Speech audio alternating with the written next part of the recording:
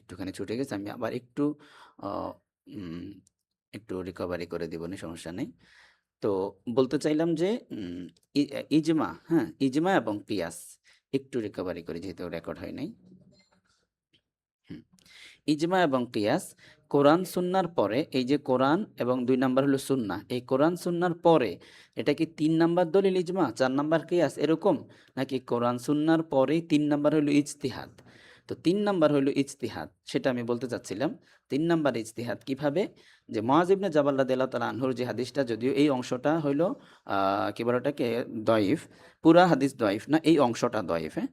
তো এই অংশটা দয়ীফ, দয়ীফ হলো সেখানে কি বলতে চাচ্ছেন, যে মুআয ইবনে জাবাল, ওনাকে নবী আলাইহিস সালাম যখন জিজ্ঞেস করছেন তুমি কি দিয়ে সমাধান দিবে যখন তোমার উপরে কোনো কাজা সিদ্ধান্ত আসবে, তিনি বলেন আমি কিতাবুল্লাহ দ্বারা দিব, যদি না পাওয়া যায় সুন্নাহ দ্বারা দিব, আর যদি না পাওয়া যায় আজতাহিদু বিরাই, আমি ইজতিহাদ করব। আচ্ছা, তো আমি ইজতিহাদ করব যখন বললেন, তাহলে কিতাব সুন্নাহর পরে উনি বলেন না আমি ইজমা দিয়ে সমাধান দিব, বলেন না আমি কিয়াস দিয়ে দিব, উনি সরাসরি বলেছেন আমি ইজতিহাদ করব। তাইলে বোঝা গেল কোরআন সুন্নাহর পরে 3 নাম্বার স্তর হইল ইজতিহাদ, এটা একটা দলিল। তো ইজতিহাদ করার কথা বললাম, ইজতিহাদ করার পরে উনি মুআয ইবনে জাবাল রাদিয়াল্লাহু তাআলা আনহু যখন একটা ইজতিহাদ করলেন, এই ইজতিহাদ করা সমাধানটার নাম হবে কিয়াস। আরেকজন যদি কুফাতে একই সমস্যা নিয়ে সমাধান বের করেন, সেটার নামও হবে কিয়াস। আরেকজন ধরেন আহলে মাদিনা, তারা যদি সমাধান বের করেন একই সমস্যার কোরআন সুন্নাহর উপরে ভিত্তি করে, তার এই সমাধানের নাম হবে কিয়াস। তাহলে তিনোটাই আলাদা আলাদা কিয়াস হইল। পরবর্তীতে দেখা হবে যদি এই কিয়াস, এই কিয়াস এবং এই কিয়াস, তিনও কিয়াস যদি একই হয়, সেম টু সেম হয়, একই সমাধান যদি সবাই বের করে থাকেন, হুম, তখন এই সমাধানের নাম হবে ইজমা। এই সমাধানের নাম ইজমা হয়ে যাবে কেন, যে এই একই সমাধান বের করেছেন। যদি একই সমাধান দুইজনে বের করেন তাহলে বলা হবে দুইজনের মধ্যে ইজমা। যদি একই সমাধান তিনজনে বের করেন বলা হবে তিনজনের মধ্যে ইজমা।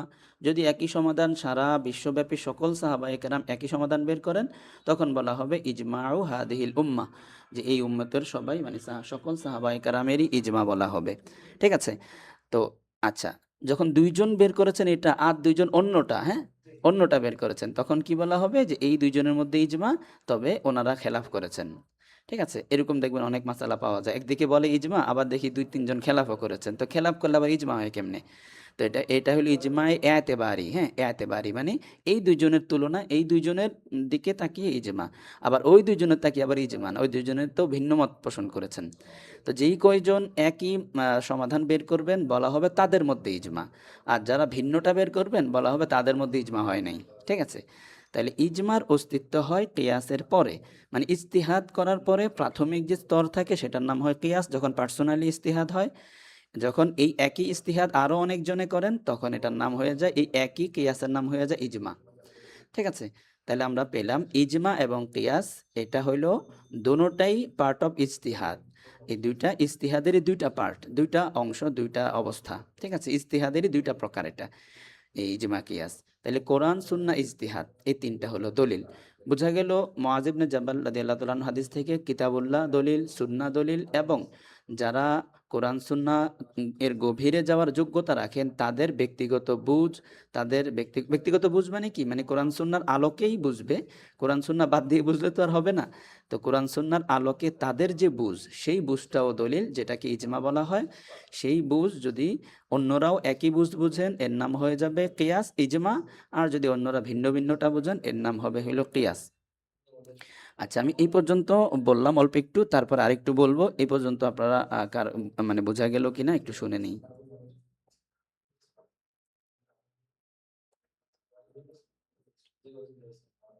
জি।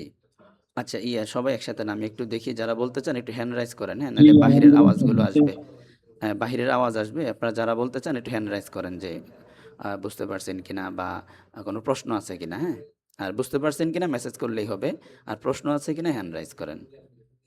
আম, ইয়ে বলতেছেন শোনা যাচ্ছে না, কিছু শোনা যায় না, আসসালামু আলাইকুম, নো সাউন্ড, আওয়াজ আসছে না হজরত, শোনা যাচ্ছে না, ওস্তাদ জি আওয়াজ আসছে না।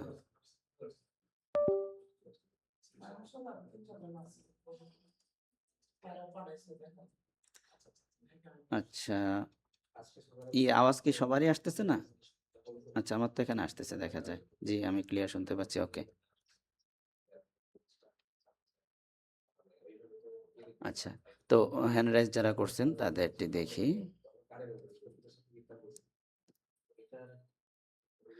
আচ্ছা, ক্লিয়ার, ক্লিয়ার, হ্যাঁ। তো এখন বলতে চাচ্ছেন হইলো জুবাইর কোথায় গেল আবার? আচ্ছা, এটা একটু কেটে দেই। ৪ জন হ্যান্ড রাইজ করেছেন। আচ্ছা, হ্যান্ড রাইজ তো করতে পারেন নাকি? আমি যদি এখানে আপনাদেরকে দেখাই, স্ক্রিনতেও দেখা যাচ্ছে। এই যে দেখেন, এইখানে হলো আপনার হ্যান্ড রাইজের জায়গাটা, হ্যাঁ? আপনার হচ্ছে, আমি তো ল্যাপটপ ব্যবহার করতেছি, আপনাদের ইয়েতে কোথায় থাকবে? এই যে রাইজ হ্যান্ড, হ্যাঁ? এই কারো, কারো হয়তো এখানে থাকতে পারে, যার যেখানে থাকে রাইজ হ্যান্ড, এটাতে ক্লিক করলে তখন এখানে রাইজ হ্যান্ড দেখাবে। কেউ, কেউ চান, প্রশ্ন করতে চান কিন্তু হয়তো রাইজ হ্যান্ড হয় না। আচ্ছা, যাই হোক। তো হাফেজ মাওলানা আলামিন হুসাইন ভাই প্রতিদিন প্রশ্ন করেন, আলহামদুলিল্লাহ ভালো। একটু পরে দিচ্ছি আপনাকে। আম আলী আকবর চৌধুরী, এমডি আলী আকবর চৌধুরী। জি। জি, আসসালামু আলাইকুম ওয়া রাহমাতুল্লাহি ওয়া বারাকাতুহু। হ্যাঁ, জি, ওয়ালাইকুম আসসালাম ওয়া রাহমাতুল্লাহ। আলহামদুলিল্লাহ। হুজুর, আমি যে বিষয়টা জানতে চাচ্ছি সেটা হলো উম, বিভিন্ন বিশ্ববিদ্যালয়ে বিভিন্ন বিষয় নিয়ে যে গবেষণা করা হয়, জি, এমফিল হয়, পিএইচডি হয়, জি, এক একটা টপিকের উপরে গবেষণা হয়। জি। এগুলা কি ইজমার অন্তর্ভুক্ত হবে? কিয়াস এগুলা কি কিয়াসের অন্তর্ভুক্ত হবে এবং ঐকমত্য হলে ইজমা হবে? ও আচ্ছা, আচ্ছা, ঠিক আলিম আছে। ওলামাগণ যে গবেষণাগুলি করে থাকেন। জি, জি। আচ্ছা, বুঝতে পারছি। তো ইজমার আরেকটু পার্ট বাকি আছে। ওটা বললে এটা ক্লিয়ার হবে, বা তবে সহজে স্বাভাবিকভাবে এতটুকু মনে রাখলে হবে যে ইজমা এটা দলিল হিসাবে যে ইজমা, এটার প্রধান শাখা হইল, মানে প্রধান সবথেকে শক্তিশালী হলো ইজমাউস সাহাবা। সাহাবায়ে কেরামের যে ইজমা, সেটা হইল হুজ্জাতুন কবিয়্যাহ। আর যেগুলো পরবর্তীদের ইজমা, সেগুলোর কিন্তু মুখালাফাত করা যায়।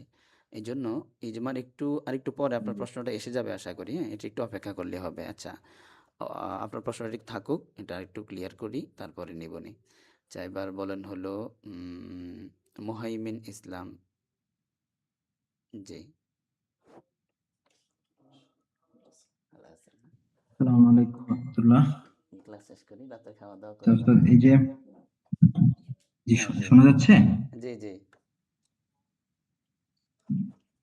আচ্ছা, যে মুআজ বিন জাবাল রাদিয়াল্লাহু তাআলা আনহুর যে হাদিস, জি, যে অংশটা আপনি বললেন যে ওটা হচ্ছে আপনার মানে এটা জয়ীফ অংশ যেটা, হ্যাঁ? জি, জি, জি, যেহেতু এটা জয়ীফ অংশ, জি, তার মানে এটা জয়ীফ অংশ দিয়ে তো আমাদের মানে দলিল কতই পাচ্ছি না আমরা, জি, জি। তো সুবুতে আমি, কতই না। হ্যাঁ, জি, জি। তো এটা এটা একটা। পরবর্তী অংশ আসতেছে, হ্যাঁ? হ্যাঁ, এটা দ্বারা শুধু এই সাহাবায়ে কেরাম যে ইজতিহাদ করতেন, এটা শুধু দেখানো। এটা ছাড়াও আরো আছে, বাকিটা প্রসিদ্ধ এজন্য বললাম, হ্যাঁ? আর ইজমার আরো কিছু অংশ আছে, সেটা বললে ওটা ক্লিয়ার হবে আশা করি। আচ্ছা, তারপরে হলো হ্যাঁ, হাফেজ আলামিন হুসাইন। জি,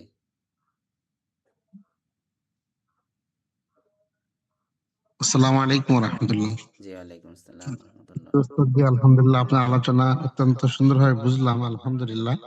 একটু আগে যে ভাই প্রশ্ন করলেন, ওইটাই আমার প্রশ্নের একটা বিষয় ছিল যে জি, যদি দুর্বল অংশ হয়, দুর্বল কথা জি, বললে তো জি, জি। অন্যান্যরা এটাকে ইয়ে করবে যে দুর্বল কথা নেওয়া যাবে না, সেই বুঝতে ক্ষেত্রে আমরা পারছি। কি জবাব দিতে পারি? এটাই হ্যাঁ, আমার বুঝতে বলার পারছি। ছিল। হ্যাঁ, হ্যাঁ, ঠিক আছে, এটা বলবো আলোচনায়। আচ্ছা, তারপরে হইল আতিকুল্লাহ সাহেব। জি,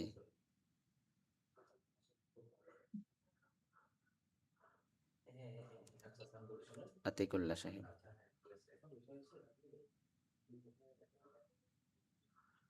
আচ্ছা, আতিকুল্লাহ সাহেব হয়তো যুক্ত হতে পারতেছেন না। জি, হাফেজ। জি, জি, জি বলেন। হযরত যুক্ত হয়েছি। হ্যাঁ, জি, বলেন। শোনা যাচ্ছে? জি, জি, জি হযরত, গতকাল আপনি বলেছিলেন যে ইজমা, কিয়াস এগুলো হচ্ছে মুখতালাফি।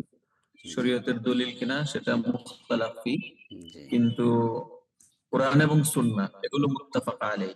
জি, কিন্তু আমি নোট করলাম আজকে আলোচনা শুরুতে আপনি বললেন ইজমা, জি, কিয়াস এগুলো মুত্তাফাক আলাইহি করি। জি, তাহলে জি। এটা আচ্ছা, তো এটার বিষয় হলো যে মুত্তাফাক আলাইহি ইমামদের মধ্যে, হ্যাঁ? আমাদের যে ৪ ইমাম, তাদের মধ্যে জি, এই কোরআন সুন্নাহর পরে ইজমা, কিয়াস এগুলো দলিল, এ ব্যাপারে মুত্তাফাক আলাইহি। ইমামদের মধ্যে। পরবর্তী বলতে জি প্রায় ৭০০ শতাব্দী বলা যায়, কিংবা আরেকটু আগে পরে এই ব্যাপারে কিছুটা ইখতিলাফ তৈরি হয়েছে। ইবনে তাইমিয়া বা এই ধরনের জামানাতে এসে কিছুটা ৭০০ থেকে মোটামুটি শুরু। তো পরবর্তীতে এই দুইটাকে দলিল কিনা এ ব্যাপারে কিছুটা ইখতিলাফ তৈরি হয়েছে। আর এখানে মুত্তাফাক আলাইহি মানে হইল ইমামদের মধ্যে মুত্তাফাক আলাইহি, হ্যাঁ? ঠিক আছে? জি। আচ্ছা, আচ্ছা, তাহলে আমি তাহলে পরবর্তী আরেকটা অংশে যাই। বিষয়, জি, তো গতকাল আমাদের আলোচনা জি। আলোচনার মধ্যে ছিল যারা ইজমা কিয়াসকে শরীয়তের দলিল হিসেবে মানে না তারা ভুলের উপর আছে।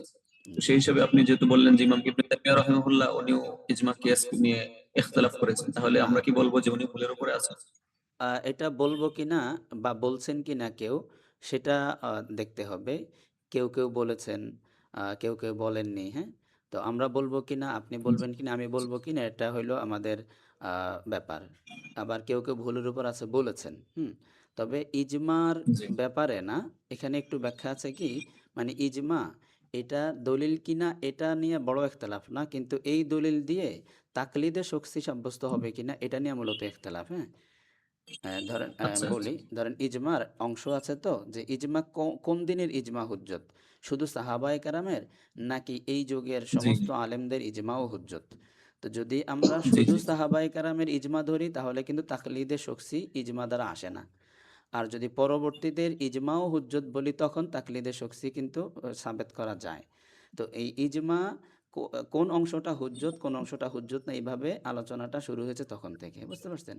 একেবারে টোটালি কিন্তু জি উনি হুজ্জত বলেন না এমন না, হ্যাঁ? বা জি বর্তমানে যারা গতকালকে কেউ কেউ বলেছিলেন আহলে হাদিস ভাইদের নাম, তো যারা আহলে হাদিস জি ভাই আছেন তারাও যে ইজমা একদম মানে ওভারঅল পুরাটাকে বাদ দিয়ে দেন এমন না, হ্যাঁ? সাহাবায়ে কেরামের ইজমা অবশ্যই হুজ্জত, তবে জি ওই ইজমার মাধ্যমে তাকলিদে শখসি, মানে তাকলিদে শখসি মানে কি, একজন ইমামকেই মানতে হবে, এটা যে আমরা ইজমার মাধ্যমে বা কেউ কেউ ইজমার মাধ্যমে সাব্যস্ত করে, ওনারা বলেন এটা কেমন ইজমা, এই যুগে এসে এরকম কয়েকজন বললে কি ইজমা হবে নাকি? সাহাবায়ে কেরামের ইজমা হলো হুজ্জত। ঠিক আছে? তো এখানে এসে ইজমা দলিল কিনা সাহাবায়ে কেরামের ইজমা একদম মুত্তাফাক আলাইহি দলিল সারা দুনিয়ার কাছে। ঠিক আছে? জি পরবর্তীতে পরবর্তী যে ইজমা আসবে, যেমন বর্তমান সময়ে কোনো বিষয় ইজমা হইলে সেটাও কি দলিল কিনা এটা নিয়ে ইখতিলাফ আছে। আচ্ছা, আমি তারপর বাকি আলোচনাটা শেষ করি, হ্যাঁ? আর যারা হ্যান্ড রাইজ করছেন একটু বেশি দেরি হয়ে যাবে, এজন্য আমি একটু জি জি পরেই নেই। আপাতত আমি সামনে যাই। জি আচ্ছা, তো এখন বিষয় হলো যে আমরা মুআয ইবনে জাবাল রাদিয়াল্লাহু তাআলা আনহুর হাদিস থেকে শুধু এতটুকু ক্লিয়ার হতে পারলাম, যদিও হাদিসটা দঈফ, আমি অন্য জায়গা থেকেও দেখাবো। তো এতটুক এখান থেকে বোঝা গেল যে ইজতিহাদ করার একটা সুযোগ শরীয়তে আমাদের রেখেছেন। ঠিক আছে? আচ্ছা, এটা বাদ দিয়ে যদি আমরা আরো মজবুত একটা অংশের দিকে তাকাই, তাহলে আমরা ওই আয়াতটা দেখি যে আফালা ইয়াতাদাব্বারুনাল কোরআন, যে আয়াতটা সূরা মুহাম্মাদের সম্ভবত, আফালা ইয়াতাদাব্বারুনাল কোরআন আম আলা কুলুবিন আকফালুহা, হ্যাঁ? তো তুমি কি কোরআনকে নিয়ে গবেষণা করবে না, নাকি তালা লাগায় রাখবে? আফালা ইয়াতাদাব্বারুনাল কোরআন। তো এখান থেকেও কিন্তু বোঝা যায় আফালা ইয়াতাদাব্বারুনাল কোরআন, ইয়াতাদাব্বারুনাল কোরআন আম আলা কুলুবিন আকফালুহা। তো কোরআন নিয়ে গবেষণা করবে নাকি তালা লাগায় রাখবে, এটা দিয়েও বোঝা যায় কোরআনের উপরে গবেষণা করার একটা ব্যাপার আছে। আচ্ছা, এরপরে যদি আমরা পাশাপাশি আরেকটা চিন্তা করি, আপনার হলো উম, একটু দাঁড়ান। দেখা যাইতেছে স্ক্রিন। আচ্ছা, এই পর্যন্ত ওই আয়াত দ্বারাও কিন্তু ইজতিহাদ করা যে যায় এটা বোঝা যায়। আচ্ছা, তাহলে কোরআনের উপরে ইজতিহাদ করা এটা দঈফ হাদিস দ্বারাও বোঝা যায়। কোরআনের উপরে ইজতিহাদ করার অনুমতি এবং সুযোগ এটা এই মজবুত শক্তিশালী সরাসরি কোরআনের আয়াত দ্বারাও কিন্তু বোঝা যায়। এতটুকু শুধু এখান থেকে নিলাম, হ্যাঁ, যে কোরআনের উপরে করা যায়। আচ্ছা, আমি দিতেছি এটা স্ক্রিন শেয়ার করে।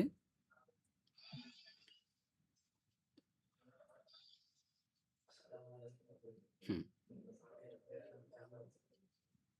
হুম তো আফালা ইয়াতাদাব্বারুনাল কোরআন আম আলা কুলুবিন আকফালুহা, এখানে হলো এই আয়াত দ্বারাও কিন্তু কোরআনের উপরে গবেষণাটা বোঝা যায়।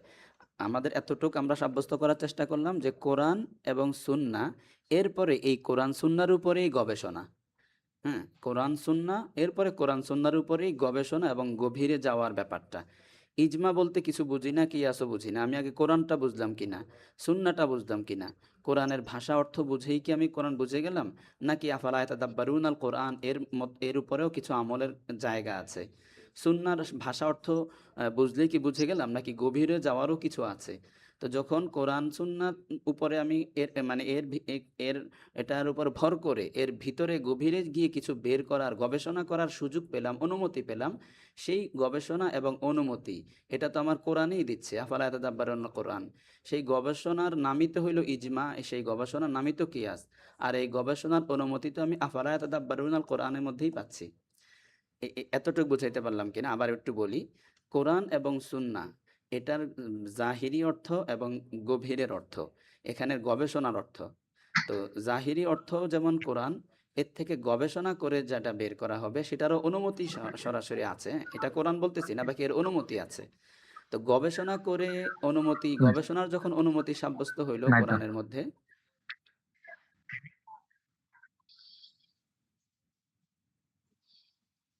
কি করে এত সিলাইন লাগতেছে কি?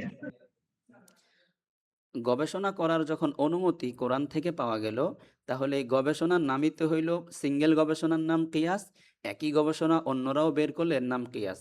তাহলে গবেষণাটা কি আমরা কোরআন থেকে পেলাম কিনা, এবার একটু আপনাদেরকে ওপেন করি, আপনাদের সাথে একটু কথা বলতে হবে। একটু আপনাদের আশপাশের সাউন্ডটা একটু খেয়াল রাখেন, হ্যাঁ। আশপাশে যে আওয়াজ, নিজেরা কথা বলে সমস্যা না, তাদের সাথে এখানে একটু কথা বলতে হবে। এটা একটু দেখেন জি clear? হযরত, যে একটা প্রশ্ন ছিল আর কি। আচ্ছা, আমি এটা একটু ক্লিয়ার করে নেই যে কোরআন এবং সুন্না, আমি কোরআন সুন্নারই গবেষণা করব, এটার অনুমতি কি পাইলাম কিনা আমরা, এটা একটু বলেন আমাকে, হ্যাঁ জি হ্যাঁ নাকি উস্তাদ, না। জি জি আচ্ছা, জি জি হযরত, যে এখানে যে তাদাব্বুর দ্বারা কি এখানে কিয়াস উদ্দেশ্য নেওয়া হয়েছে, যে কিয়াস না করা মাসালা ইসলামত করা? না কিয়াস ওই যে নেওয়া হয় কোনো না, ইজমাও নির্দিষ্ট নেওয়া হয় না, কিয়াসও নেওয়া হয় না, ইজমাও নেওয়া হয় না। আমি কিয়াস ইজমা কি জানিও না। আমি শুধু জানি যে কোরআনের উপরে তাদাব্বুর করার, কোরআনের উপরে প্রত্যেক আয়াতের গভীরে কি মর্ম লুকায়িত আছে সেগুলো নিয়ে ফিকির করার অনুমতি পাওয়া গেছে। এটা তো পাওয়া গেল। জি জি জি আচ্ছা জি, এটা পাওয়া গেছে। আচ্ছা, এখন যখন আমি ফিকির করব, গভীরে যাব, আমি যখন একটা মানে গভীরে গিয়ে আমার তো একটা বুঝ তৈরি হবে, তাই না? একটা বুঝ তৈরি হবে যে মনে হয় এই আয়াতে এই বিষয়টা আছে। তো যখন আমার বুঝ তৈরি হবে যে হ্যাঁ এই আয়াতে এই বিষয়টা আছে, এই বুঝের নাম কি, এই বুঝের নাম কি, এই বুঝ যদি আরো 10 জনে বুঝে তাহলে আমাদের 10 জনের ইজমা, এই বুঝ যদি আমি একা বুঝি তাহলে এটা আমার একার বুঝ, এটার নাম কিয়াস। ঠিক আছে, এটার নাম ইস্তিহাদ। জি মানে ইস্তিহাদ বলতেছি হলো এক কথায় ইজতিহাদের ২টা শেকেল, ২টা পার্ট। এখানে একটা বড় প্রশ্ন দাঁড়াচ্ছে আর কি। জি প্রশ্নটা জি করতে চাচ্ছি না। জি জি বলেন। কোরআনের এই আয়াতের জি যে কোরআনীয় গবেষণার বিষয়টা তো স্পষ্ট, মানে আয়াতের শাব্দিক অর্থেই তো গবেষণার কথা, তাদাব্বুর বা জি গভীর চিন্তার কথা বলতেছে, এখানে আর জি ব্যাখ্যার জি প্রয়োজন নাই। জি জি কিন্তু আমরা মূলত যেই প্রসঙ্গের দিকে যাচ্ছি, জি অল্প অল্প করে আপনি যেন ভেঙে জি বুঝাচ্ছেন মাশাআল্লাহ, জি যে আমরা তো মূলত আমাদের যে আমলগুলা, জি জি ফরজ, সুন্নাত, নফল, যে আমলগুলা সাবেত করতে যাব আমাদের জি ফিকহি মাসালা দিয়ে, জি কোরআনের কোন আয়াত ভাইজান কথা বুঝতে পারছি না। সরি, আপনার কোরআনের ওই কোন অংশ নেটের থেকে প্রবলেমের কারণে, হ্যাঁ জি নতুন করে আমলি কোনো বিষয় বের করা কি আর সম্ভব? আচ্ছা আচ্ছা আচ্ছা, ঠিক আছে। জি জি, হ্যাঁ বুঝতে পেরেছি আরেকবার আমি। বলবো, এখন শোনা যাচ্ছে কি? না, আমি একটু রিপ্লাই করি, আপনার প্রশ্নটা মনে হয় এরকম কিনা, যে একটা তো হইলো জি মাসালা সরাসরি বের করা, আরেকটা হলো এমনিতে কোরআনের তাফসির করা, হ্যাঁ এই ব্যাখ্যা ওই ব্যাখ্যা করা। তো কোরআনের ব্যাখ্যা জি, বিশ্লেষণ ভিন্ন জিনিস, আর একদম স্পেসিফিক মাসালা তাফসীর বের তো করা, হচ্ছে। হ্যাঁ জি, ভিন্ন জি জিনিস। জি জি জি জি এটা বোঝাতে চাচ্ছেন তাই তো? তো তাদাব্বুরের জি যে জি জি একটা অর্থ, জি তাদাব্বুরের যে একটা অর্থ তাফসির করা, এটার পাশাপাশি তাদাব্বুরের আরেকটা অর্থ হলো ফিকহি মাসলা বের করা। কথাটা বুঝছেন? ফিকহি মাসলা বের করা জি, এটা। এখন উস্তাদ জি যদি এরকম হয় যে কোরআন থেকে এখন কোন ফিকহি মাসআলা বের করা বাকি আছে কিনা, রাসূল সাল্লাল্লাহু আলাইহি ওয়াসাল্লামের এক্সপ্লানেশন বা ওনার জীবন চরিত্র থাকার পরেও, মানে কোরআন থেকে জি হাদিসের তো আসলে অনেক বিষয় রাসূল সাল্লাল্লাহু আলাইহি ওয়াসাল্লাম বলে গেছেন, বা জি এক এক সাহাবা এক এক রকম করছেন, বা জি অনেক নতুন বিষয় আমরা বর্তমান যুগে ফেস করি যেটার উপরে জি আলেম ওলামাদের কিয়াস হয় বা ইজমা হয়। কিন্তু জি কোরআনের কোনো অংশ যেখান জি থেকে ফিকহি মাসালা আসতে পারে, আমলগত বিষয়, জি জি সেই বিষয়গুলো এখনো অস্পষ্টতা, কোনো উদাহরণ যদি দিয়ে বুঝাইতেন যে এই বিষয়টা আচ্ছা থেকে এরকম পরবর্তীতে আসছে রাসূল সাল্লাল্লাহু আলাইহি ওয়াসাল্লামের জি 23 বছরের জিন্দেগি থাকার পরেও আচ্ছা কোরআনের কোন জি অংশ থেকে কোন ফিকহি মাসালা। আচ্ছা, ঠিক আছে। তো আমি বলতেছি, যেমন ধরেন আপনার কোরআনের আয়াতের থেকে নতুন একটা ফিকহি মাসলা বের করা, হ্যাঁ? এটার কথা সম্ভবত বলতে চাচ্ছেন। তো জি জি জি একেবারেই নবী আলাইহিস সালামের যুগে একেবারেই ঘটে নাই, এটাও না এরকমও না, এটাও না আবার তার মতোও কিছু হয় নাই, এরকম পাওয়াটা মুশকিল, এরকম ধরতে গেলে নাই বললেই চলে। জি জি হয় হয় এটাই ওইটাই আছে বা তার মতো একটা আছে, ঠিক আছে? তো জি। ঠিক আছে, যেমন কারণ ধরেন, রসুল সাল্লামের জীবনটা জি কিন্তু কোরআনের ব্যাখ্যায় ছিল। যে তো উনি ব্যাখ্যায় ছিল, অস্পষ্ট রেখে গেলে কোরআনের ওনার হকের মানে উনি তো জি মানে কোন জায়গায় মাআজাল্লাহ মানে ওনার একটা জি বাদ থেকে গেল বাদ নবুয়তের, থেকে এটা তো গেল, মনে হয় জি জি আমাদের জি মানে চিন্তা করার সাহস হবে না হ্যাঁ, জি কোনোদিন। জি। তো এখন এক অর্থে মানে উনি বাদ রেখে গেছেন, এটা কেউ কেউ এক অর্থে বলতে পারে, সেটা হলো এই যে নবী আলাইহিস সাল্লাম তার জামানায় যে সকল পণ্য, যে সকল প্রোডাক্ট চলতো বাজারে, মানুষের হাটে ঘাটে, সেগুলোর ব্যাপারে জি উনি রিবাগুলো বলে গেছেন। হ্যাঁ, তবে এমনভাবে বলে জি গেছেন, চাইলে এর উপরে ভিত্তি করে কিয়ামত পর্যন্ত আগত সকল প্রোডাক্টেরই একটা রিবার হুকুম দিয়ে দিতে পারবে, এরকম একটা জামে মানে ওখানে কিছু, কিয়াস হইতে পারে। জি জি কিয়াস হইতে পারে, কিয়াস হইতে পারে। তাহলে আমি বলতে চাচ্ছি হলো কোরআনের যে সকল বিষয় উল্লেখ করা হয়েছে, দুনিয়ার এমন কোনো জিনিস নাই যেগুলো কোরআনে নাই, যেমন ওই যে তিবিয়ানান লিকুল্লি সেই সবই আছে। তবে এই আছেটা কিভাবে, আছেটা হয় সরাসরি একদম শব্দের মধ্যেই আছে, অথবা যা শব্দের মধ্যে আছে সেটা দ্বারা বোঝা যায় যে এটা তাহলে এমন হওয়া দরকার, ঠিক আছে? জি তাহলে বাস এখন কথা হইল যে আমরা এই কোরআনের এবং সুন্নাহকে যদি গভীরভাবে বুঝতে চাই এবং আমাদের সমাজের সব বিষয়গুলোকে কোরআন থেকে যদি সমাধান বের করতে চাই, তখন দেখব অনেক কিছু আমরা সরাসরি আয়াতে পেয়ে যাচ্ছি, অনেক কিছু হাদিসে স্পষ্ট পেয়ে যাচ্ছি। সেগুলোতে আমাদের আবার ফোকায়ে কেরামেরও ফিকিরের দরকার নাই, আবার নতুন যদি হয় আমাদেরও ফিকিরের দরকার নাই। কিন্তু কিছু আসবে যেগুলো আমাদের নিজেদেরই ফিকির করার দরকার হবে, এমনকি বর্তমান সময়ের ওলামায়ে কেরামেরও, এমনকি সামনে আগত ওলামায়ে কেরামেরও কিন্তু কিছু ফিকিরের জায়গা তৈরি হবে যেগুলো সরাসরি পিছনে নাই। সরাসরি পিছনে নাই। যেমন আমি যদি উদাহরণ দেই, যেমন আমরা সবাই জানি টাকার যে বিষয়টা, হ্যাঁ? তো টাকার পিছনে স্বর্ণ নাই, এটা এখন সবাই বলে, তাই না? আমার সাথে হয়তো আপনারা একমত। স্বর্ণ যে আছে আমরা বলতাম, হ্যাঁ? যে টাকার পিছনে স্বর্ণ আছে, সেই হিসাবে স্বর্ণ দিয়ে স্বর্ণ দিয়ে যেমন স্বর্ণ লেনদেন কম বেশি করা যায় না। আর যেহেতু সেই স্বর্ণেরই চেক হিসাবে মানে রসিদ হিসাবে টাকা, এই জন্য টাকা দিয়েও টাকা কম বেশ করা যাবে না, যেটা আমরা এতদিন সবাই বলতাম, ঠিক আছে না? হ্যাঁ, তো এখন কিন্তু ঘোষণা কি যে এখন কিন্তু টাকার পিছনে কোনো স্বর্ণ নাই, ঠিক আছে? এটা একদম ডিক্লেয়ার হয়ে গেছে। টাকাই অলরেডি একটা মানে নিজেই একটা মূল্যবান জিনিসে পরিণত হয়ে গেছে, হ্যাঁ? এটার পিছনে যেমন মনে করেন আমি আপনাকে একটা চেক দিলাম, তো চেক কিন্তু আসলে মূল্যবান না, কিন্তু চেকে যে 10 লাখ টাকা লেখা আছে, এই 10 লাখ টাকা হইলো আসল মূল্যবান। আর এই কাগজ এটা মূল্য হয়ে গেছে, এখানে 10 লাখ লেখা আছে তাই, ঠিক আছে না? আমার কাছে একটা কার্ড আছে, মনে করেন এই কার্ডের কোনো আসলে মূল্য নাই, কিন্তু কার্ডে যেহেতু আমার ডেবিট কার্ড অথবা ক্রেডিট কার্ড, তো এখানে আমার এই কার্ডের একটা ভ্যালু আছে, কিরকম ভ্যালু, যেটা আমার ব্যাংকে যে ব্যালেন্স আছে সেই অনুযায়ী। কিন্তু একটা সময় আসবে যে এই ব্যালেন্সের কোনো ভ্যালু নেই, আপনার কার্ডটাই সরাসরি এইটাই হলো মানি। তো এখন স্বর্ণ যখন পিছনে নাই, এবার টাকা এটা কি মানে ওজনি বা কাইলি জিনিস, মানে এটা কি মেপে, টাকাকে কি কোথাও মেপে মেপে ক্রয় বিক্রয় কেউ কোথাও করে, করে না, তাই না? তার মানে হলো ওজনিও না কাইলিও না। হুম। এবং এটা জিন্স, মানে একই জিন্সের বিনিময়ে লেনদেন হচ্ছে। তো যখন কোনো জিনিস যেমন ডিমের বিনিময়ে যখন আমি ডিম নিব, তখন কি আমার এখানে রিবা হবে নাকি হবে না? হবে না। হ্যাঁ, তো এখন টাকাও তো সেই ডিমের মতো হয়ে গেল। হ্যাঁ, কলার বিনিময়ে কলা, টাকার বিনিময়ে টাকা। তো টাকার বিনিময়ে এতদিন স্বর্ণ ছিল, এজন্য আমরা বলতাম স্বর্ণ স্বর্ণের বিনিময়ে জায়েজ নাই, এজন্য টাকাও টাকার বিনিময়ে জায়েজ নাই, যেহেতু ওটার এটা মানে ইয়া বহন করে, এইজন্য। তো এখন যখন ওটার ইয়া বাদ গেছে যে টাকা নাই এর পিছনে, স্বর্ণ নাই টাকার পিছনে, তখন তো টাকার বিনিময়ে টাকা নেওয়া কিন্তু জায়েজ হয়ে যাচ্ছে। তাই আমি বলতে চাইলাম যে কোরআনে উল্লেখিত, হাদিসে বর্ণিত একটা সমাধানকৃত একটা মাসালা, তারপরেও এটা নিয়েও বর্তমান সময়েও এটা নিয়ে ফিকিরের প্রয়োজন দাঁড়িয়েছে যে তাহলে এখন টাকার মাসলা কি হবে? ব্যাংক থেকে যে লোন নিয়ে নেওয়া হচ্ছে, সারা দুনিয়ার মানুষ নিচ্ছে, সেটাকে নাজায়েজ কিভাবে বলা হবে? টাকার বিনিময়ে টাকা নিচ্ছে, টাকার বিনিময়ে টাকা নিলে তো এটা, হযরত একটা ইশকাল ছিল, জি টাকার বিনিময়ে যে টাকা কেনা হয় আর কি, যে নতুন টাকা পুরনো টাকা দিয়ে নতুন টাকা কেনা হয় এবং বেশি দিয়ে কেনা হয়, তখন এই ক্ষেত্রে আমি সেটাই তো মাসআলা কি বলতেছি, হবে? সেটাই বলতেছি বা এটা এটা হয়তো এটা কেন রিবা হতে যাবে, হ্যাঁ এটাই বলতেছি আমি, এটা রিবা কেন হবে? এটা তো আর কাইলি ওজনি না, মানে এটাকে তো কেউ মেপে বিক্রি করে না। আমাদের হানাফি মাযহাবের নিয়ম কি, যে সকল জিনিস বাজারে মেপে ওজন করে বিক্রি করা হয় সেই সকল জিনিসে লেনদেন করতে গেলে সমান রাখতে হয়। কিন্তু টাকা তো আর কেউ, কলা যেমন, জিন্সি যে জিনিসগুলো। বুঝতে পারলেন? তো এটা আর কি। তাহলে কি করতে হবে এখন আমাদের এখানে কিন্তু গবেষণা জি করতে হবে। তো এখনো যে গবেষণার প্রয়োজন আছে এটার কথা বলতে চাচ্ছিলাম, যে গবেষণা কোরআনের উপরে সুন্নাহর উপরে আজীবনই থাকবে, হ্যাঁ আজীবনই থাকবে। এবং ওই গবেষণার কিন্তু নামই, হযরত যে ওলামায়ে কেরাম তো ওই যে টাকার বিনিময়ে যে টাকা বেশি দিয়ে কিনা, এটা তো হারাম মনে হয় বলছেন। জি জি হারাম বলছেন, হারাম বলছেন, কিন্তু কিভাবে হারাম হইলো? কলার বিনিময়ে কলা নিলে তো হারাম বলে যে না। এই লটটা কি এটা? হ্যাঁ, আচ্ছা, আচ্ছা। জি এটাই জি এই লোডটা, হ্যাঁ, এই লোডটা যদি আমরা বলতে চাই একটু অন্যদিকে যাবে। ২ মিনিট সময় অন্যদিকে নষ্ট হবে। তাও একটু বলি, যেহেতু এটা উদাহরণস্বরূপ আসছে। সেটা হলো আপনার জি জি তকিউসমানী সাহেব হুজুর এটা উল্লেখ করেছেন যে আ ২ টা বিষয় এখানে লক্ষ্য রাখতে হবে। সেটা হলো ইমামে শাফিঈ রহমাতুল্লাহি আলাইহির মাযহাব হলো যে কদর মাল জিন্স এরকম কিছু না। উনি বলেন সামানিয়াত। এটা হলো একটা ইল্লত। সামানিয়াত, সামানিয়াতুন এর অর্থ কি?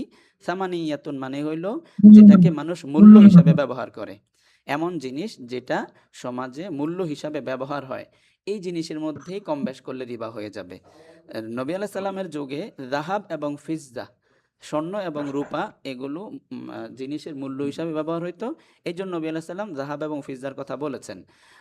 ওই এরকম যুগের পরিবর্তনে যেই যুগে যেটাই আ জিনিস কোনো কিছু কিনার জন্য সামান হিসাবে ব্যবহার হবে, সেটাই কিন্তু আ রিবার ইল্লত হিসাবে দাঁড়িয়ে যাবে। সেই জিনিসটাই কম বেশ কিছু করা যাবে না। ঠিক আছে? তো এই হইল ইমাম শাফি রহিমাহুল্লাহর যুক্তি এটা। এখন আমাদের এই বর্তমান সময়ে যখন টাকার পেছনে স্বর্ণ-রূপার ডিক্লারেশন উঠাইয়া দেওয়া হলো, টাকা, আমি তো ক্লাসে আছি কালকে। তো ইয়ে তুমি হিসাব করে রাখো, পরে আমি দিয়ে দিতেছি। কি যেন বলতে গেলাম? ও, যে যখন এই যে টাকার পিছনে স্বর্ণ উঠে গেল, এতদিন আমাদের ইল্লতটা ঠিকই ছিল যে কদর মাল জিন্স তো স্বর্ণের মধ্যে আছে, টাকা তো সেই স্বর্ণেরই অর্থ বহন করে এই জন্য। তো যখন পিছনে স্বর্ণ নাই তখন তো কাগজ হয়ে গেছে। এবার কিন্তু শাফি রহিমাল্লাহর ইল্লতটা মিলবে। উনি কিন্তু স্বর্ণের কথা বলেন নাই, উনি বলছে সামান হওয়া, এটা একটা ইল্লত।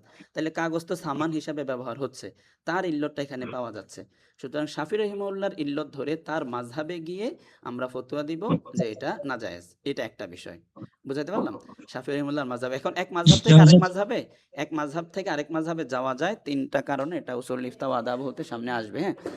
উসুল ইফতা ওয়া আদাব হতে, যে কখন এক মাযহাব ছেড়ে অন্য মাযহাবে, এই যে মানে আমরা তো এক মাযহাবের কথা সবসময় বলি কিন্তু নিজেরাই দেখেন মাযহাব ছেড়ে শাফি মাযহাবের দিকে চলে যাচ্ছি।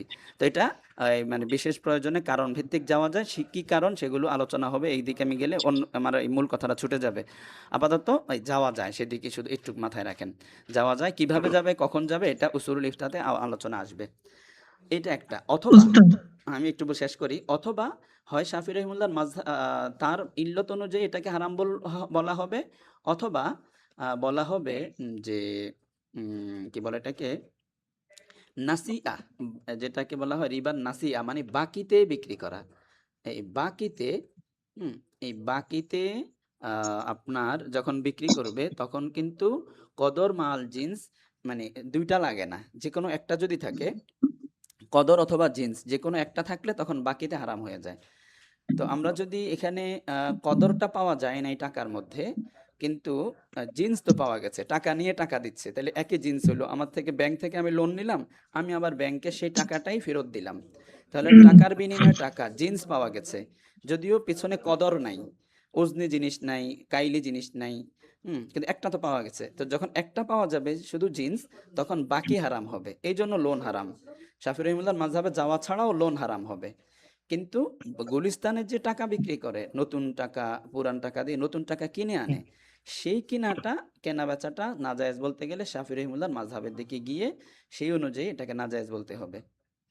আচ্ছা, যাক, এটা আরেক দিকে গেলাম। আমার মনে হয় কথা না বাড়ায় আমাদের এই আলোচনা আসে, আর মাত্র 10টা বেজে গেছে অলরেডি। ইজমা এবং কিয়াস যে শরীয়তের দলিল, এটা আমি আজকে সাব্যস্ত করার চেষ্টা করতেছি। তো করতে করতে আমরা এই পর্যন্ত আসলাম যে কোরআন সুন্নাহর উপরে গবেষণা করার অনুমতি আমরা আয়াতেও পাই, হাদিসেও পাই। ঠিক আছে? এবং এরপরে আরেকটু কথা সামনে রাখেন যে আলিয়াউমা আকমালতু লাকুম দীনাকুম ওয়া আতমামতু আলাইকুম নি'মাতি। তো দিনকে যখন আল্লাহ তাআলা কোরআন দিয়ে পরিপূর্ণ করে দিয়েছেন, তাহলে আমাদের এর উপরে গবেষণা করে যা আমরা আনবো এটাও কোরআনের মধ্যেই ধরতে হবে। এটা আমার দ্বিতীয় পয়েন্ট। হ্যাঁ, প্রথম পয়েন্ট আবার একটু করি, একটু পয়েন্টগুলো ফাইন্ড আউট করি। 1 নাম্বার হইল যে ইজতিহাদ বা গবেষণার সুযোগ আছে। ইজতিহাদের সুযোগ আমাদেরকে কোরআনই আমাদেরকে সরাসরি দিয়ে দিয়েছেন যে তোমরা চাইলে ইজতিহাদ করতে পারো, তাদাব্বুর করতে পারো। 1। 2 নাম্বার হইল আমরা যখন ইজতিহাদ করব, তাদাব্বুর করব, সেটা কি কোরআনেই আছে না কোরআনের বাইরে? এটা আমাদের এবার দ্বিতীয় পয়েন্ট আমার, যে আলিয়াউমা আকমালতু লাকুম দীনাকুম, দিনকে আমি পরিপূর্ণ করে দিয়েছি। তো কেমনে পরিপূর্ণ হলো? আমি না মাত্র বের করলাম। এই মুস্তাহিদ তো পরে বের করলেন, সাহাবায়ে কেরাম বের করলেন। নবী আলাইহিস সালামের ওয়াফাতের পরে সাহাবায়ে কেরাম বিভিন্ন মাসলা বের করেছেন। তাহলে আয়াত যে বলল উনি আল্লাহ তাআলা পরিপূর্ণ করেছেন, আমরা তো দেখি কই পরিপূর্ণ হয় নাই, পরে আরো নতুন বের হচ্ছে। তাহলে পরে যেটা নতুন বের হচ্ছে, এটা যদি পরে নতুন হয় সেখানের না হয়, তাহলে তো এই আয়াতের অর্থ মিলবে না। এই পয়েন্টটা কি ক্লিয়ার হইলো কিনা? জি জি জি জি ওস্তাদ, পয়েন্ট ক্লিয়ার হয়েছে। হ্যাঁ হ্যাঁ, তাহলে সামনে আগান ওস্তাদ। হ্যাঁ, তাহলে বোঝা গেল যে নতুন যেটাই ফিকির করবে, যেটাই গবেষণা করবে, যদিও গবেষক একজন মানুষ, কিন্তু ওই গবেষণা কোরআনেরই অর্থ ধরে নেওয়া হবে, কারণ গবেষণার অনুমতি আল্লাহ দিয়েছেন। ওই গবেষণা, তাহলে 2 নম্বর পয়েন্ট হলো যখন গবেষণা করবে সেটা কোরআনই হবে। আচ্ছা, তো তাহলে এই গবেষণা যদি আলাদা আলাদা হয় তাহলে এর নাম কিয়াস হবে। গবেষণার পরে সবাই যদি একই মাসালা বের হয়ে যায় তখন এর নাম হবে ইজমা। ঠিক আছে, তাহলে ইজমা কিয়াস এটা কোরআনেরই ভিতরের একটা গবেষণার নাম। যেহেতু কোরআনের ভিতরেরই গবেষণা, তাহলে এটা মিন ওয়াজহিন ওহি। ইজমাও মিন ওয়াজহিন ওহি, কারণ এটা কোরআনেরই ভিতর থেকে বের করা। কিয়াসও মিন ওয়াজহিন ওহি, সেটা কারণ কি? কোরআন থেকে বের করা। কারণ আলিয়াউমা আকমালতু লাকুম দীনাকুম, দিনকে যদি পরিপূর্ণ কোরআনে দিয়ে দিয়েছে বলা হয়, তাহলে আজকের বের করা মাসালাও কোরআনে আছে বলতে হবে। আর যখন কোরআনে আছে বলবো, তখন আজকের বের করা মাসালাও মিনওয়াজিন ওহি হইতে হবে। ঠিক আছে, মিনওয়াজিন ওহি। মিনওয়াজিন ওহি মানে কি? মানে সরাসরি ওহি না, এক অর্থে এটাকেও ওহি ধরা যায়। কথাটা বুঝছেন? তো আমাদের কিয়াস শুধু দলিল না, বরং এটা ওহি। ইজমা শুধু দলিল না, বরং এটা ওহিরই অন্তর্ভুক্ত, একদম ওহির একটু দূরে পর্যায়ে গিয়ে এটাও ওহিরই ধারাবাহিকতায়। ঠিক আছে, ওহির একদম সর্বোচ্চ স্তর হইলো কোরআন, এরপরে স্তর হইলো ওহিরই স্তর হইলো সুন্নাহ। এরপরে এই কোরআনের মধ্যেরই গবেষণার যখন অনুমতি দিল, এই গবেষণা যেগুলো বের হবে, এই গবেষণাও কোরআনেরই ওহির একটা ব্যাখ্যা, তার মানে এটাও ওহিরই ধারাবাহিকতায়। কিয়াস এটা যখন মানে ইজতিহাদের অনুমতি দেওয়া হলো, একা ইজতিহাদ করলে নাম কিয়াস হয়। তো এটাও ওই কোরআনেরই গবেষণা, এটাও ওহিরই ধারাবাহিকতার একটা। ঠিক আছে, তাহলে ইজমা এটা শুধু দলিল না, এটা মিনওয়াজিন ওহি, কিয়াসও মিনওয়াজিন ওহি। এটা কোরআনেরই ভিতরগত, কোরআনের বাহিরের কিছু না। যদিও বাহিরের একজন মানুষ বলছে, তারপর আমরা কোরআনের ভিতরের বলতে চাচ্ছি কেন? ওই যে আলিয়াউমা আকমালতু লাকুম দীনাকুমের কারণে। আর না হলে এটা বাহিরে বললেই দিন পরিপূর্ণ হয় নাই, দিন তো আমি কোরআনের বাহিরে আরো পাচ্ছি। ইজমাকে বাহিরে বললেই তাহলে দিন পরিপূর্ণ হয় নাই, আমি তো দিনকে বাহিরে পাচ্ছি। ঠিক আছে কথাটা? সর্বশেষ কথা এটা বলেই শেষ, এরপর আপনাদেরকে একদম ছেড়ে দিব।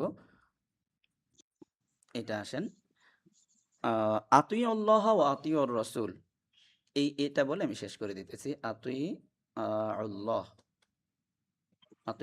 ওয়া আতিউর রাসূল, আতিউর রাসূল ওয়া উলিল আমরি মিনকুম। হ্যাঁ, ওয়া উলিল আমরি মিনকুম। আতিউল্লাহ ওয়া আতিউর রাসূল ওয়া উলিল আমরি মিনকুম। এরপরে ফাইন তানাযাতুম ফি শাইইন ফারুদ্দুহু ইলাল্লাহি ওয়া রাসূলিহি, এটাও আছে কিন্তু। আচ্ছা, এখানে দেখেন কি অর্থ। এখানে আমাদের প্রথমে মনে রাখতে হবে যে কোরআনের যত আয়াত হবে সেখানে 3টা স্তর আছে। 1 2 3, 3। 1 নাম্বার হলো যেটা আয়াত, যেটা আল্লাহ সুবহানাহু ওয়া তাআলার কওল, আয়াত। যেমন আতিউল্লাহ ওয়া আতিউর রাসূল ওয়া উলিল আমরি মিনকুম একটা আয়াত। 2 নাম্বার হইলো মানা, এই আয়াতের অর্থ, বাংলা অর্থ কি? যে আল্লাহকে অনুসরণ করো, রাসূলকে অনুসরণ করো এবং উলিল আমরকে অনুসরণ করো। উলিল আমর মানে হলো সিদ্ধান্তদাতা, সিদ্ধান্তদাতাদের অনুসরণ করো। একজন না, অনেকজন, সিদ্ধান্তদাতাদের অনুসরণ করো। আচ্ছা, তো একটা হলো আয়াত বললাম, 2 নাম্বার হলো অর্থ বললাম, 3 নাম্বার আছে একটা তাফসীর। তাফসীর, যেটা নাকি আয়াতও না, অর্থও না, এটা আলাদা, এটা হলো ব্যাখ্যা। হ্যাঁ, ব্যাখ্যা। এই 3টা জিনিস কিন্তু কোরআনের থাকে। তাহলে এটার শাব্দিক অর্থ কি? আয়াত হইলো আতিউল্লাহ ওয়া আতিউর রাসূল ওয়া উলিল আমরি মিনকুম, আয়াত। অর্থ হইলো আল্লাহ রাসূলের অনুসরণ করো এবং সিদ্ধান্তদাতাদের অনুসরণ করো। এবার তাফসীর কি? তাফসির হইল আতিউল্লাহ, আল্লাহর অনুসরণ করো যেখানে সরাসরি আল্লাহ তাআলার কোরআনে স্পষ্ট পাওয়া যায়। ও আতিউর রসুল, রসুলের অনুসরণ করো যদি কোরআনে স্পষ্ট না পাওয়া যায় তখন রসুলের হাদিসের মধ্যে অনুসরণ করো। যদি হাদিসেও না পাওয়া যায় তাহলে সিদ্ধান্ত দাতাদের অনুসরণ করো, গবেষকদের অনুসরণ করো।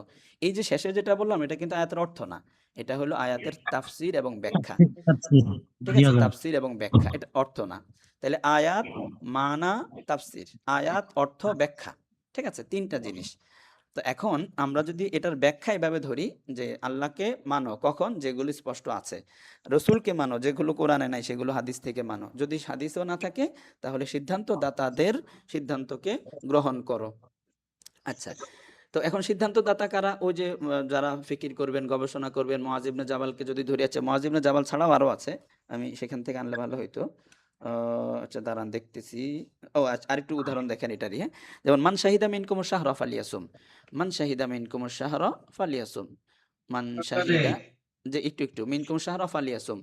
হ্যাঁ, তো এখানে আয়াত হলো, এটা হলো আয়াত ১ নাম্বার। ২ নাম্বার হলো অর্থ, অর্থ হইলো যেই নাকি রমজান মাস পাবে সে রোজা রাখবে, এটা হলো অর্থ। ৩ নাম্বার হলো যে আচ্ছা, তো এটা তো আমরা সরাসরি কোরআনে পেলাম যে রোজা যদি মাস যদি রমজান মাস পাও তাহলে রোজা রাখবা। এখন রমজান মাস পেলে রোজা কতদিন রাখতে হবে? হ্যাঁ, মান শাহিদা মিনকুমুশ শাহরা, শাহরে রমাদান যখন আসবে তখন রোজা রাখো। তখন রোজা রেখে এবার কয়দিন রাখতে হবে? এরপরে কি আবার রোজা রাখা মানে সারা বছরে কি রাখবে নাকি কয়দিন রাখবে? এটা কিন্তু আতিউল্লাহ, এটা হইলো কোরআনে পেলাম রোজা রাখা শুরু করো। এরপর ও আতিউর রসুল, কয়দিন রাখবে এটা কিন্তু কোরআনে আর কোথাও নাই যে কয়দিন রাখবে। ঠিক আছে, শুধু রোজাটা সকাল থেকে নিয়ে সন্ধ্যা পর্যন্ত ছেড়ে দিবে এটা আছে, ঠিক আছে না, আতিম্মু সিয়ামা ইলাল লাইল এটা আছে শুধু। কিন্তু এই যে শুরু করলো রমজান মাস আসার কারণে মান শাহিদা থেকে যে স্পষ্ট হলো, এই শুরুটা কবে শেষ হবে এটা কিন্তু আর কোরআনে নাই। মান শাহিদা মিনকুম শাহরা ফালিয়াসুম ওমান কানা মারিদান আও আলা সাফার ফাইদ্দাতুম মিন আইয়ামিন উখর, অন্যান্য দিকে চলে গেছে। এখন কোরআনে যতটুকু পেয়েছি আমরা শুরু করা, সেটা কোরআনের উপরেই মানা হবে। ও আতিউর রসুল, এবার শুরু করে শেষ করব কয়দিন, কবে কবে গিয়ে আমার রোজা শেষ হবে, এটা আতিউর রসুল হাদিসের মাধ্যমে, হাদিসে আমরা স্পষ্ট পেয়েছি যেখানে, হ্যাঁ জি, সুন্নাহর মাধ্যমে, ঠিক আছে, যেটা ওই যে 29 রোজা 30 রোজা ইত্যাদির যে আলোচনাটা সেখান থেকে। ওয়া উলিল আমরি মিনকুম, এরপরে কিছু বিষয় আছে যেগুলো হাদিসে এবং কোরআনে স্পষ্ট না, সেখানে সিদ্ধান্তদাতাদের সিদ্ধান্ত গ্রহণ করব। আচ্ছা, তাহলে আমি উদাহরণ দিলাম, হ্যাঁ, আয়াত অর্থ এবং উদাহরণ দিলাম কিতাবুল্লাহতেও থাকে, আবার কিতাবুল্লাহতে নাই, রসুলের এখানেও যাওয়া লাগে, উলিল আমরেও যাওয়া লাগে, সেটা ওই যে আমাদের রিবার যে অংশটা বললাম। এখন এখানে কারো কারো প্রশ্ন থাকতে পারে যে এখানে তো উলিল আমরি বলছে, যেটা সিদ্ধান্ত দাতাগণের, উলিল আমরি মিনকুম সাগরে বুঝাই দিতে আমাদের মাইকটা বন্ধ করে দিলে ভালো হয়। উস্তাদের ব্যাখ্যা করেন একটু। দিচ্ছি। সময় শর্টে আমি বেশি তাড়াতাড়ি বলে ফেলছি কিনা আল্লাহ জানে। বেশি তাড়াতাড়ি বললে বললেন যে একটু স্লো বলেন।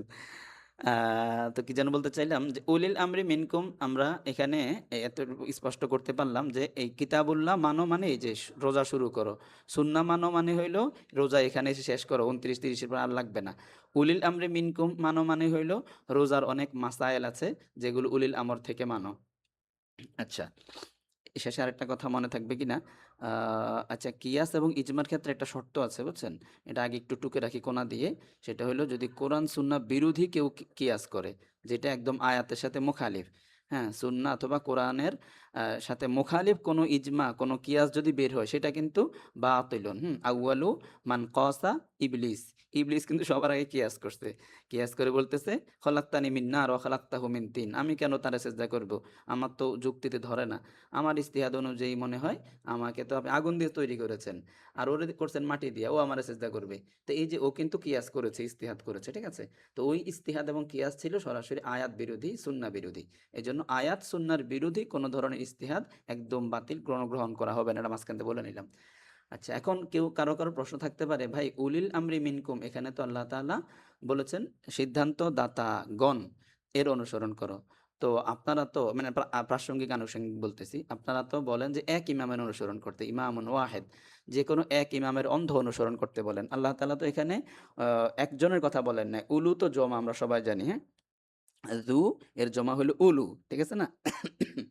তো তো উলু তো জমা, সিদ্ধান্তদাতাগণ তার মানে হলো আবু হানিফা রহিমাহুল্লাহ, শাফি রহিমাহুল্লাহ, উদাহরণস্বরূপ মালিক রহিমাহুল্লাহ, আহমদ ইবনে হাম্বল রহিমাহুল্লাহ, ইমাম আউজাই, ইমাম বুখারী, ইমাম তিরমিজি, নাসাই, যে যার অনুসরণ করতে পারে। আমি যখন যার অনুসরণ করতে পারি, ইমামগণ হলেই তো হলো, এক ইমাম ধরতে হবে কেন? আল্লাহ তাআলা তো এখানে এক ইমাম বলেন না, এখানে বলছেন উলুল আমরি, যারা দায়িত্বশীল তাদের অনুসরণ করো। ঠিক আছে? তো দায়িত্বশীল তো 10 জন আছে, আমি 10 জনের যখন যারে ভাল লাগে অনুসরণ করব। এরকম একটা ভাবনা এখান থেকে তৈরি হতে পারে। ঠিক আছে? তো আমি বললাম যে এই যে আয়াতের অর্থ, এই ভাবনা তৈরি হবে অর্থ থেকে। কেউ যদি শুধু অর্থ চিন্তা করে তাহলে এই ভাবনা তৈরি হবে। কিন্তু যদি কেউ তাফসির এবং ব্যাখ্যা চিন্তা করে যে আসলে এখানে কি এটা উদ্দেশ্য যে যে যারে মানতে পারেন, নাকি এখানে উদ্দেশ্য হইলো যারা উলিল আমর আছেন তাদেরকে অনুসরণ করো। তার মানে হইলো একটা মাদ্রাসায় অনেক স্টাফ থাকে।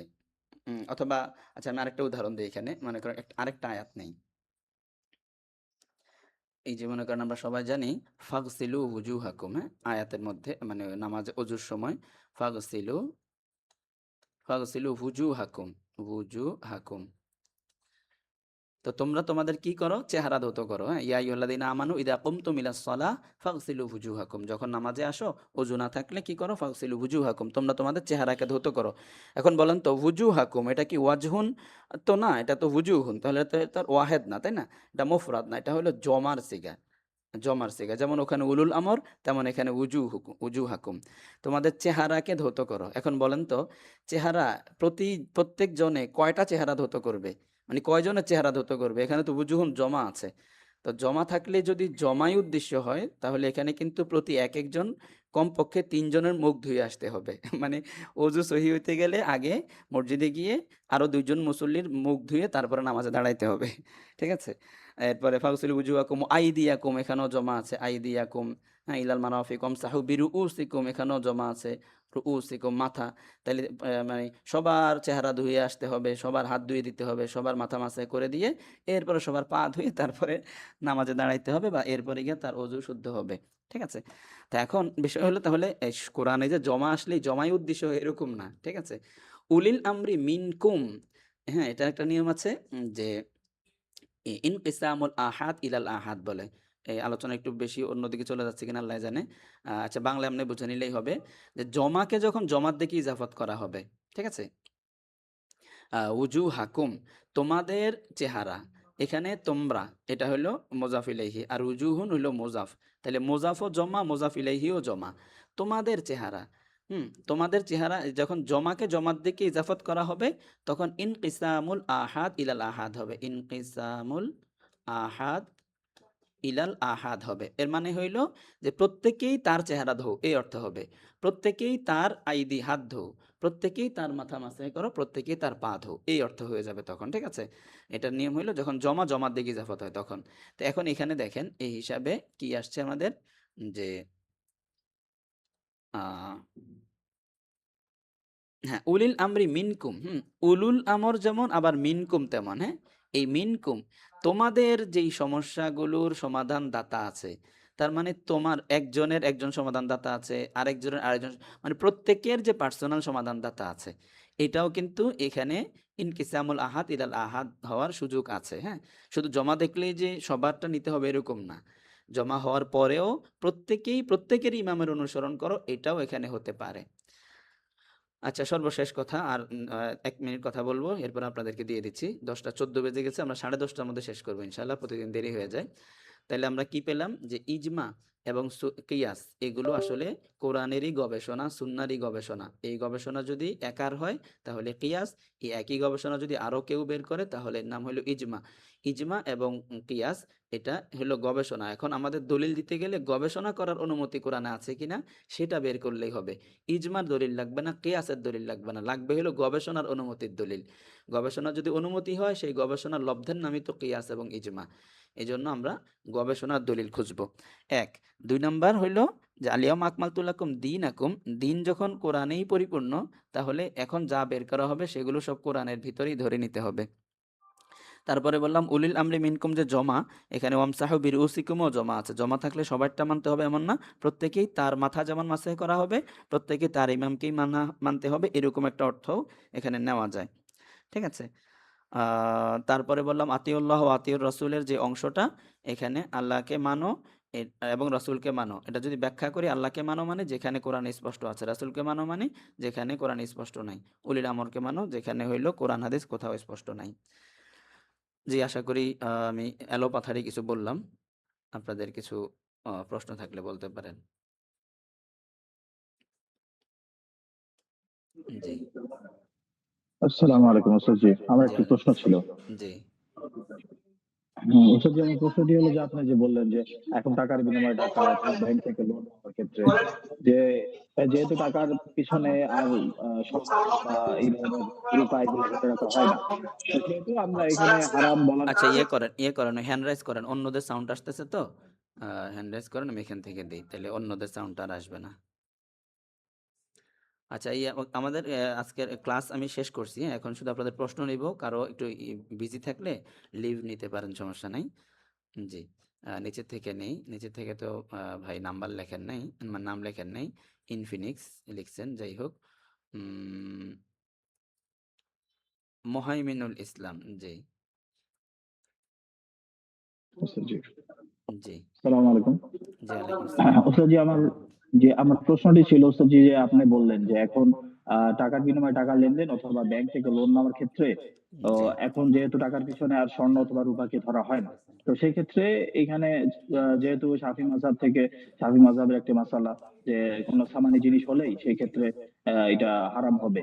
তো জি, এবং আরেকটি যেটা আপনি বললেন যে এখানে হানাফি মাযহাবের যে মাসালাটা আছে, সেই হানাফি মাযহাবের মাসালা যে একই জিন্সের জিনিস। তো যেহেতু কাগজের বিনিময়ে কাগজ হয়ে যায়, তো সেই ক্ষেত্রেও এটাকে বলা যাবে যে এটা হারাম। না, তো ওস্তাদ জি, আমার এটা এখানে এটা বাকি হারাম, বাকি হারাম, নগদে হারাম না। জি, জি, জি, জি। তো ওস্তাদ জি, এই ক্ষেত্রে কর্জে হাসানার হুকুম তাহলে কি হবে? হ্যাঁ, হ্যাঁ, কর্জে হাসানার মানে মধ্যে তো আর বেশি কম নিচ্ছে না, যা নিচ্ছে তাই দিয়ে দিচ্ছে, এজন্য সমস্যা নাই। সমস্যা হবে হলো বেশি দিলে, কম বেশ করলে।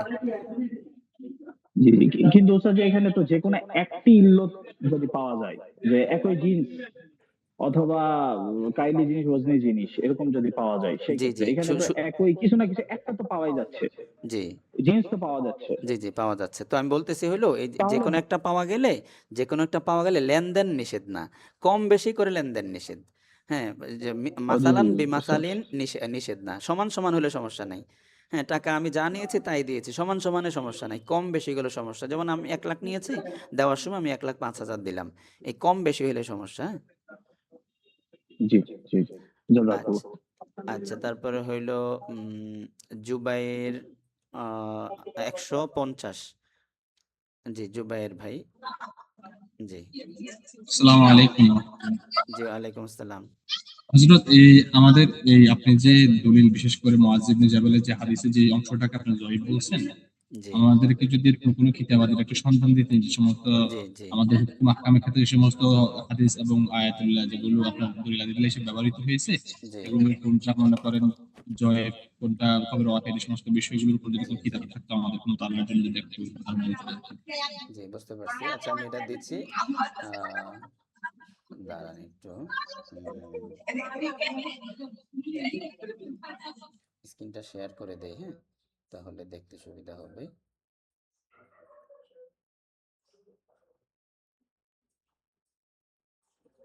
দেখেন একটু, এখানে যদি আমরা দেখি, আহ আজতাহিদু আজতাহিদু বিরাই ওয়ালা আলু। এখানে দেখেন, একটু বড় করে দিচ্ছি, সমস্যা নাই। বাবু ইজতিহাদের রায়,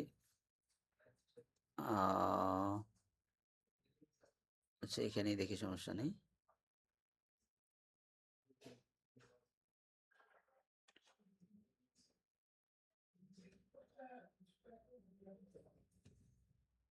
এখানে, হ্যাঁ, এখানে যদি আমরা হাদিসটা দেখি, অন্যান্য উপরে আরো বিস্তারিত আছে, বাকি মেইন জায়গাটা যদি দেখি, আন্না রাসূলুল্লাহ সাল্লাল্লাহু আলাইহি সাল্লাম লাম্মা বাসাহু ইলাল ইয়ামান ক্বালা কাইফা তাসনাউ ইন উরিজা লাকা কাযাউন, তুমি কি করবে যখন তোমার কাছে কোনো বিচার নিয়ে আসবে কেউ।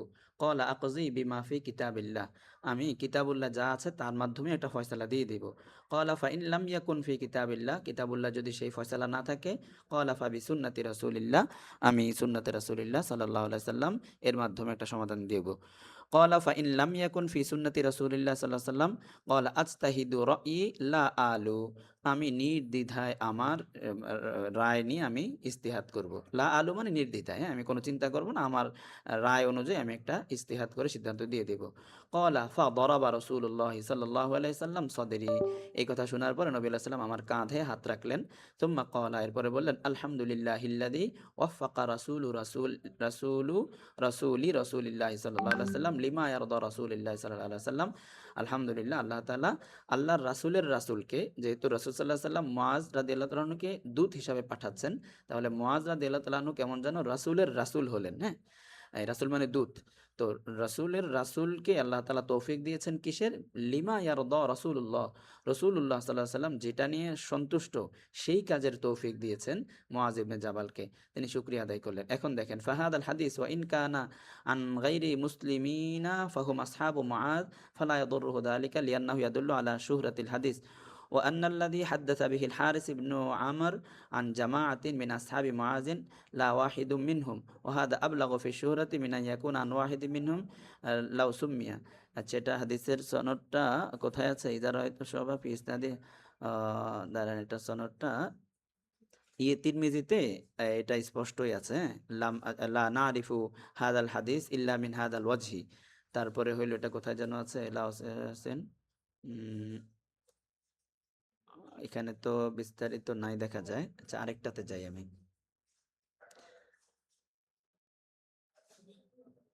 আরেকটাতে যাই,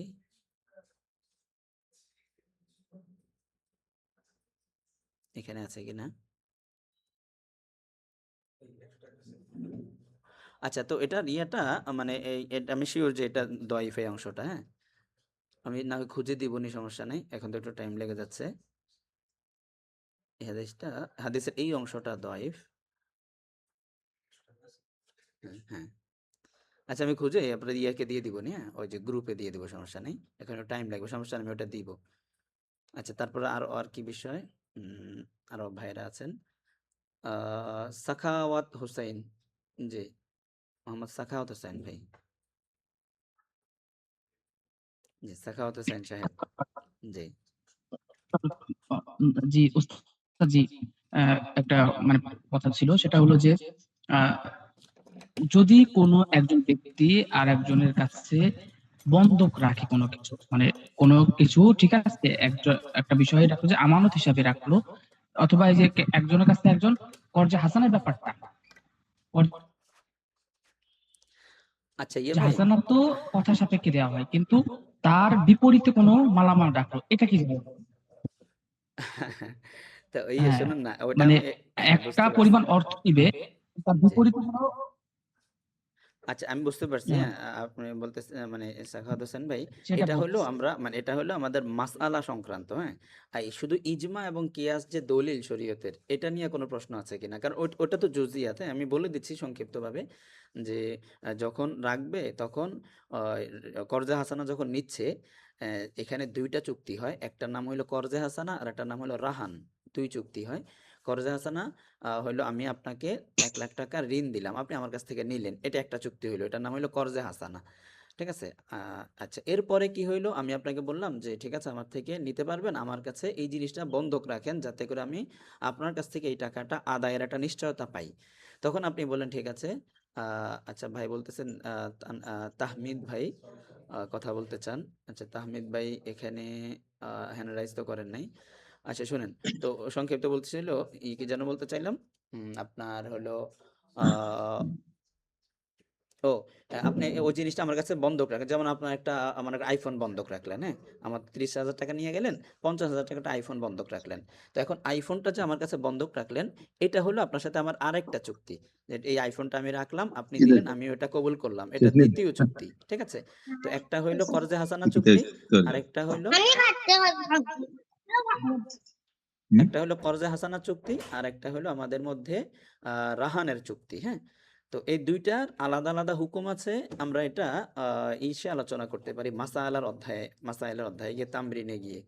তো এখানে এটা রাখতে পারবে, বন্ধকের জমিটা রাখতে পারবে, করজ নিতে পারবে, কিছু একটা বন্ধক রাখতে পারবে। এখন বন্ধকের যে জিনিসটা আমার কাছে রইলো, এটা আমি ব্যবহারের অনুমতি পাবো কিনা, এটা আমার কাছে আমানত, ব্যবহারের অনুমতি মানে প্রথমত নাই। দ্বিতীয়ত যদি আমি আপনার কাছ থেকে ভাড়া দিয়ে অনুমতি নেই, যে ঠিক আছে একটা আইফোন 1 মাস এটা ভাড়া দিয়ে ব্যবহার করলে কি পরিমাণ ভাড়া আসে, কথা কথা আইফোন তো আপনি ভাড়া দিবেন না, বাকি এরকম ভাড়া হলে কেমন হতো এর প্রাইসটা মান্থলি, সেটা যদি আমি আপনাকে পে করি তখন এটা আমার ব্যবহার করার অনুমতি আসবে, কারণ আমি ভাড়া দিয়ে ব্যবহার করতেছি। আর যদি আমি ভাড়া না দিই এমনিতেই আমার কাছে আছে বলে ব্যবহার শুরু করে দেই, তখন হবে কুল্লু করজিন জাররা মানফাআতান ফাহুয়া রিবান। আমি আপনাকে করজ দিয়ে একটা ফায়দা নিচ্ছি, যেই করজ ফায়দাকে টেনে আনে সেই খরচটা রিবা হয়ে যায়, রিবা হয়ে যাবে। আর বন্ধকি জিনিসটা যদি আমি ফায়দা না নেই, আমার কাছে জাস্ট রেখে দিলাম, তখন আমার কোনো সমস্যা নাই। হ্যাঁ, রেখে দিলেও সমস্যা নাই, ব্যবহার করলে ব্যবহার বাবদ আপনাকে কিছু দিয়ে দিলেও সমস্যা নাই। কিছু মানে একটা মানে হতে হবে, এটা একদম মানে এমনি র্যান্ডম কিছু দিলে হবে না, যেটা নাকি সমাজে যে উরুফ সেটাই কিন্তু দিতে হবে। ঠিক আছে, মানে অ্যাকচুয়াল ভাড়া যেটা সেটাই দেওয়া লাগবে, র্যান্ডম কিছু দিয়ে দিলে হবে না। ঠিক আছে, আর এই এমনি ব্যবহার করতে পারবে না। আচ্ছা ঠিক আছে, 26 বাজে, এমন কাকে দিব? অনেকজনই তো বলে রাখছেন, মেসেজ করছেন যিনি, যে ভাই ওনাকে আমি কিভাবে দিব? হ্যান্ড রাইজ না করলে তো খুঁজে পাবো না, যে এই লিঙ্কে ঢুকতে পারছি না, কোনটাতে ঢুকতে পারছেন না?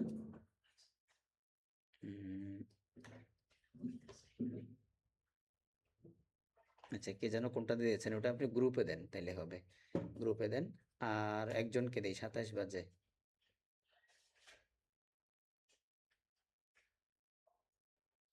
আতিকুল্লাহ সাহেব, জি